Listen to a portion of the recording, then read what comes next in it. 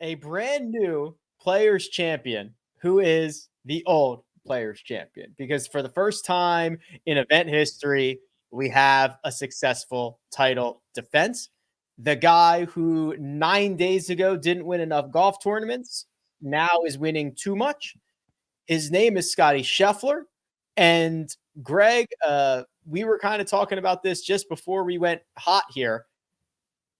The moment that this all changed, at least for me, was when he holed out for eagle on number 4 from 92 yards in the fairway. And he was then at that point 2 shots back. And I said, here, it's over. It's coming. He looks healthy. The ball is moving off his club. He's getting a little bit lucky with Holt. Like, it's over. It's Scotty time.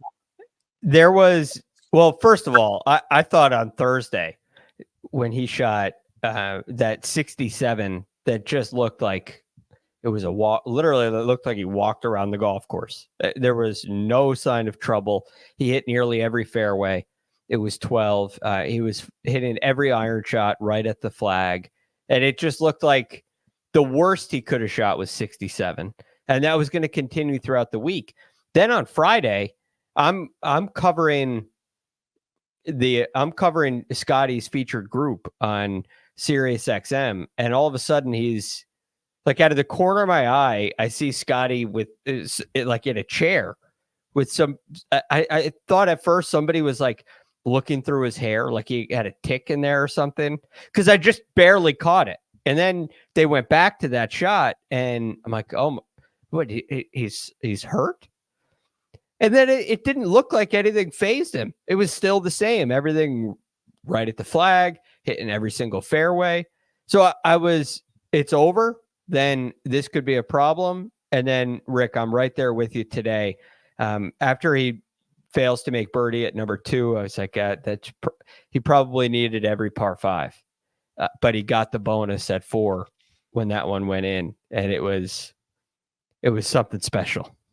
The eagle on 4, the birdie on 5, 2 more circles at 8 and 9. Scotty makes the turn in 31, Patrick, and now he is fully engaged in this championship. He is out in front of that the Wyndham Clark, Xander Schauffele group, and of course out in front of Brian Harman. And it's becoming a math game. How many holes does Scotty need to birdie to get it into the clubhouse? What are these other guys going to do behind him? Are they going to have a chance? But this was another phenomenal Sunday from Scotty.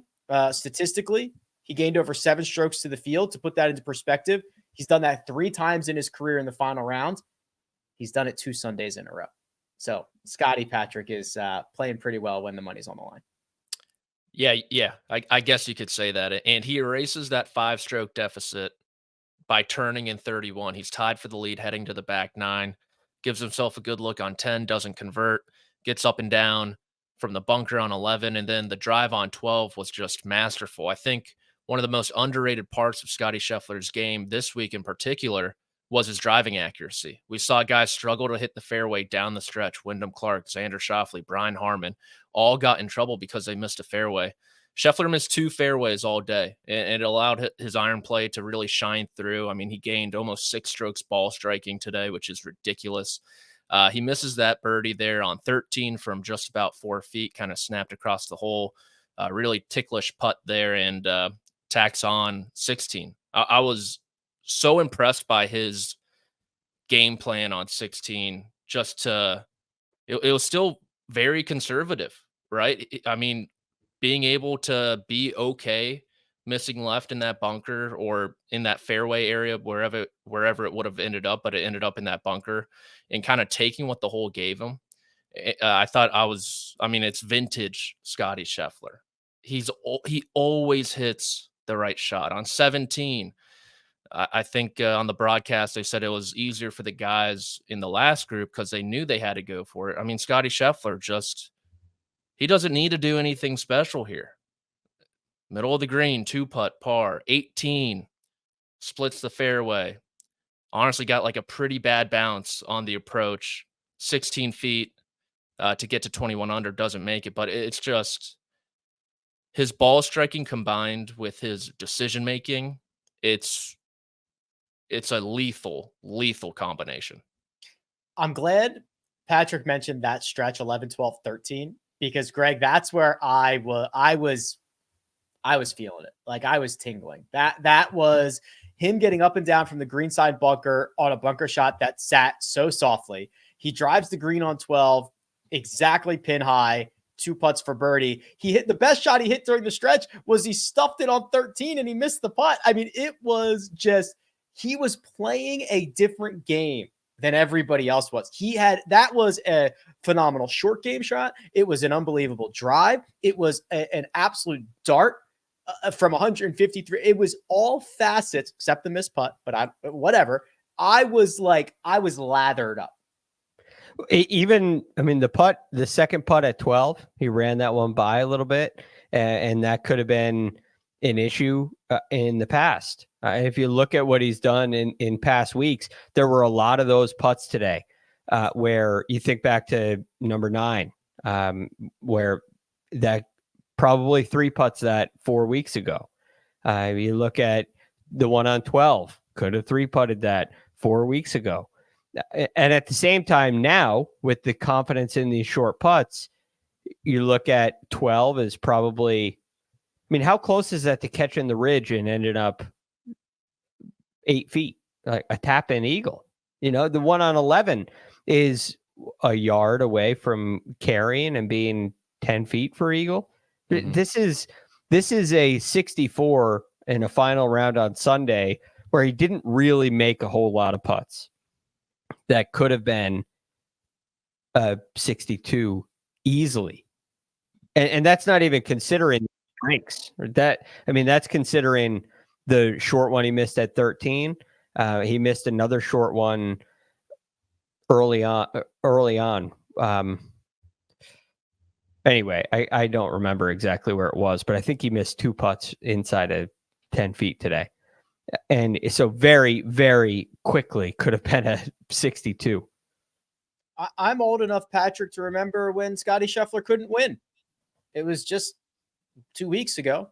And I just cannot get over the warp speed of this game. We were literally seeing the most frustrated version of Scotty Scheffler that we have ever seen. A guy who could not buy anything. A guy who looked like he was ready to lose it. 8 days later, API win, Players Championship win, $8.5 million. Just like, I just cannot believe the speed of this. What probably feels like 1 million pounds lifted off his shoulders. Yeah, a couple things happened during that time, Rick. The first, I so to speak, lifted that eye test curse by picking him in the one and done at the API. Really just opened the floodgates when it comes to Scotty Scheffler as his handler. And like you said, whether it's the putter, whether it's putting without a line, the contrast from today to Riviera, he looks like a completely new man on the greens. I mean, he entered the API more likely to hit a green in regulation than he was to convert a 4-footer. His green in regulation rate was like 81%. His 4-foot percentage was 80%. And now, like Greg said, I mean, those were huge putts today. That 5-footer on 12, that's a putt a couple weeks ago you're nervous over. And it's today you're like, oh, he's just going to brush it in. And when you have that, kind of just like not needing to stress about it, not having your putter potentially leak into the rest of your game. Like I said, I just want him to burn them all at this point. Just keep on winning. I want like a record amount of wins, and picking off this one's a great add to that. If you know, one other thing here, Rick. There was another putt I wanted to mention on 11, and this was a close one, but far enough away where you may worry about it for Scotty a couple weeks ago. And Brad Faxon was talking about how he was talking about it as if he had already made it. Like he expects to make these now. And I'm thinking, oh no, this isn't a curse, right? This isn't going to be an announcer's curse. And he brushed it right in. And it symbolized to me the change that you guys are mentioning. But it also, this entire performance symbolizes his ability to get through those really difficult moments like Genesis, where he cannot buy a putt and continue with the great ball striking. He didn't have to sacrifice his tee to green play at all to solve these putting issues. And that's extremely underrated with what he has done. Typically, when players have to go into a deep dive to solve an issue, another one pops up. It has happened time and time again. It's happened to Jordan Spieth through his entire career. And Scotty's tee to green play is just locked in like I've never seen. The saying, you don't own the golf swing, you rent it. Well, if he's renting it, it's a long-term with an option to buy. Rent to own situation. Yeah, that's what it looks like. If Odyssey sold about 1 billion of the jailbirds, thanks to Wyndham Clark and Ricky Fowler, TaylorMade should sell about 1 billion of those spiders that Scotty's using. Because if you could make that guy a putter in 8 days, watch out.